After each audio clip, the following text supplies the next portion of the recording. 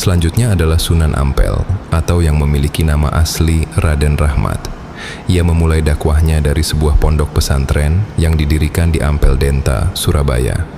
Ia dikenal sebagai pembina pondok pesantren pertama di Jawa Timur.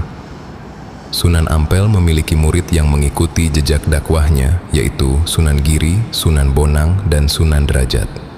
Suatu ketika Sunan Ampel diberi tanah oleh Prabu Brawijaya di daerah Ampel Denta.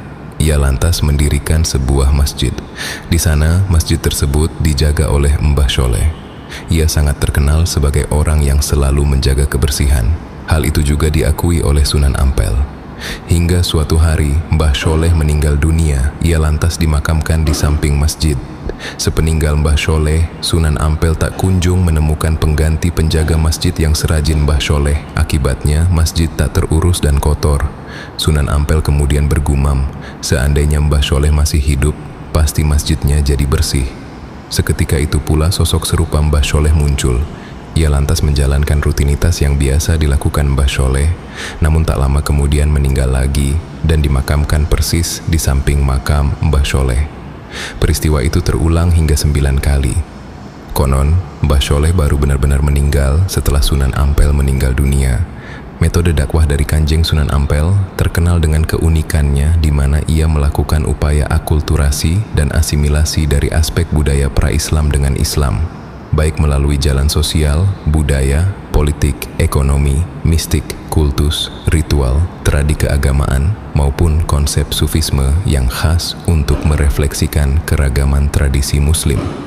Sunan Ampel atau Raden Rahmat sendiri dikatakan memiliki kesaktian atau karomah berupa kekebalan dari tikaman senjata, menghidupkan kembali santrinya yang setia, serta mengubah wujud benda secara gaib. Kelebihan luar biasa ini dipandang sebagai anugerah spiritual luar biasa untuk mendukung dakwah Islam di tanah Jawa saat itu.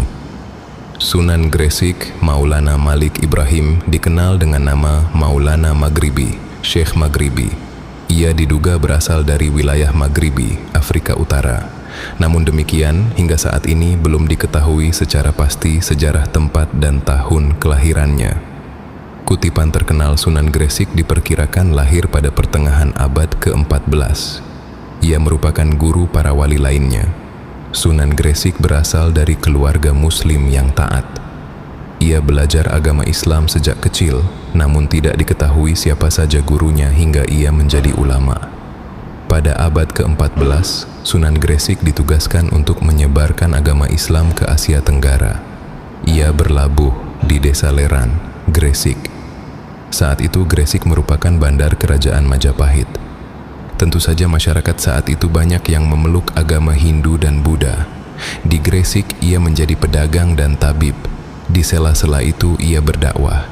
Sunan Gresik berdakwah melalui perdagangan dan pendidikan pesantren. Pada awalnya ia berdagang di tempat terbuka dekat pelabuhan agar masyarakat tidak kaget dengan ajaran baru yang dibawanya. Sunan Gresik berhasil mengundang simpati masyarakat, termasuk Raja Brawijaya.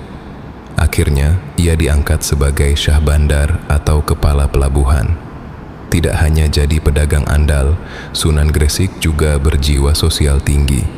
Ia bahkan mengajarkan cara bercocok tanam kepada masyarakat kelas bawah yang selama ini dipandang sebelah mata oleh ajaran Hindu. Karena strategi dakwah inilah, ajaran agama Islam secara berangsur-angsur diterima oleh masyarakat setempat.